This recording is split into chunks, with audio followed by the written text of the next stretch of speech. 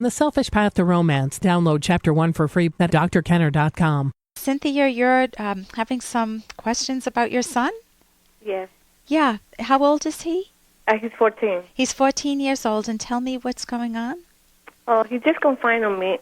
I've noticed that he's changing his way of thinking, and his school grades were dropping. So I knew something was bothering him. So I confronted him because I had a feeling. Yeah. So Yeah. Go ahead. he asked me that he just told me that he's a bisexual, that he likes boys and girls. Okay. And what went through your mind? Oh my God! I just cried. I didn't know that could happen to me. Yeah. And I told him if he's sexual active, and he told me no. So I asked him why did he know? How did he know if he haven't tried it? Yeah. If he likes boys or girls, because he's still a virgin. And he says, "Mommy, you know." That's all what he says to me. I can know. So he's probably having some sexual arousal towards boys. Probably, yeah. And but why? How does that relate to the? I know that's the big issue, and I'll talk about that in a moment. You said his school grades are dropping. How does that relate? Probably because he was holding in all this time. Fascinating, yeah. And now that he finally came out and say it, I see his change toward his brother and the way that his classes were coming out better. Yeah. Like he feels free. I know that, and I love my son no matter what. But I cannot stop crying because I'm afraid for him. Afraid for what? What are your fears? I'm afraid that if he really has tendency to like more boys, you know how the world is outside. I don't want him to get hurt. Okay, so you're assuming that he won't find a loving male partner. You're assuming that he will be taken advantage of. Yes. Or that he could. Because it's a lot of bullying around. Tell me about your tears. What comes to mind? Because he suffered a lot of bullies before. Like before he said it to me every day in the school, I used to go and fight for him because kids calling him names. So that's why I'm afraid. So I asked him please not to say anything to nobody, to just act the way that he's been acting now, but not to like put a tag in himself. Okay, so not to go around telling people he's bisexual as exactly. If it's... And then he says to me, if I'm ashamed of him, if I'm embarrassed because he's saying that. Yeah. It's not that I'm embarrassed, it is that I'm afraid. I don't know how I feel. I don't know how to talk to him. I don't know what should I say to him. Okay, well, it sounds like you're being honest with him, which is wonderful. Number one, you're an incredible mom for noticing that he's bottling up something and giving him permission to talk. And the proof in the pudding is that he did talk to you. Yeah, we do have a great relationship. And so, go ahead. But I don't know how to express my feeling. It's like it hurts so much. It hurts. Like he told me that. I didn't want to hear that, you know?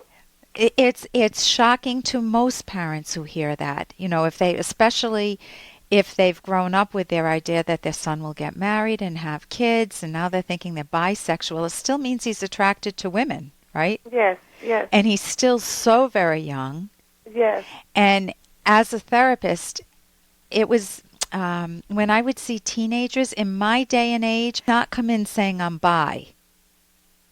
But it became very popular with this current generation to say, I'm bi. So with some kids, it's something that, you know, they may have some sexual fantasies or they may get turned on. You know, and people do that. People who are heterosexual can have fantasies like that. And maybe your son's just being honest about it, that sometimes he has some fantasies with the same sex. Uh-huh.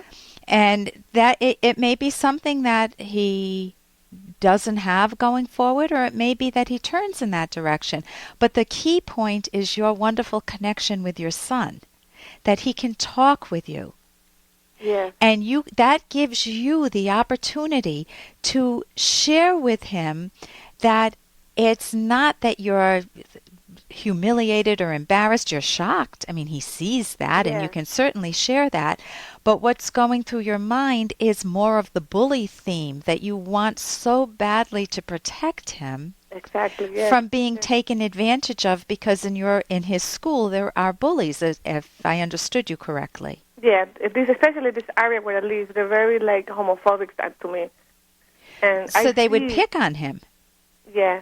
So partly, he didn't say that, again, it sounds like he's he's telling you he's bisexual, right?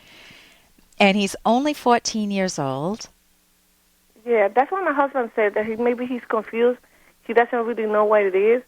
But I want to know, how should I act towards him? I think you're doing a beautiful job just by being open with him. There's a wonderful book, How to Talk So Teens Will Listen, by Adele Faber and Elaine Maslish, that may help a little bit. Okay. You know, they talk about how do you talk with your teens about difficult topics like sex and drugs and different topics in a way that helps keep that wonderful connection that you've created. You're not coming across, and that's also on my website, drkenner.com. But it means, Cynthia, you're not coming across as a controlling mom. You are coming across as such a loving, caring mom who genuinely values your son, and share that with him. And if he's open enough, and after the shock wears off for you a little bit, yes, you may be more composed, and you may be able to, after your mind's connected the dots a little bit, you may be able to sit down and ask him more about it. Tell me, you're inviting him to talk. Honey, tell me more. When you say you're bisexual, tell me what goes through your mind. You already asked him if he's been sexually active. You can invite that question again, let me know when you're sexually active. Some parents will say that. They'll say, yes, I want to know, I'm so concerned, I will give you whatever information you need. It's not that I'm encouraging it because the risks are so high at your young age. I know. He knows that. And if he knows that, that's wonderful. If he's not afraid of self-pleasuring, if that's okay in private, then maybe. He knows that. We already talked about it, and I told him when to do it, how to do it. Like if he needs his privacy, go to the bathroom. You're wonderful, to Mom. Learn his sheets and all that. That's what it was shocking to me when I heard that. Because when he said it so cold, and he was crying too. He was crying? Yeah, so I know that I took a lot of weight out of his shoulder, but I can't accept that. It's like, it's bugging my head. But he loves you, and don't catastrophize, because you may have grandkids in a couple of years, or you may have a very nice man in your life if he goes in the other direction, but it may be wonderful.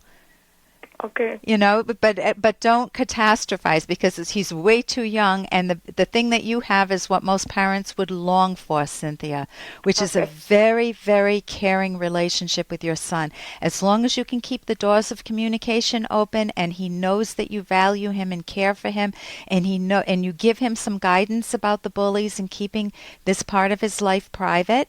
Yeah. And being open, if there's any more information to share with you, then you're doing the best. You're doing a wonderful job. Thank you. Oh, thank you so much. And thank you for your call. Thank you very much. Oh. You did took a lot out of me right now. Okay. Well, thank you, Cynthia. Bye-bye. And here's a little more from Dr. Kenner.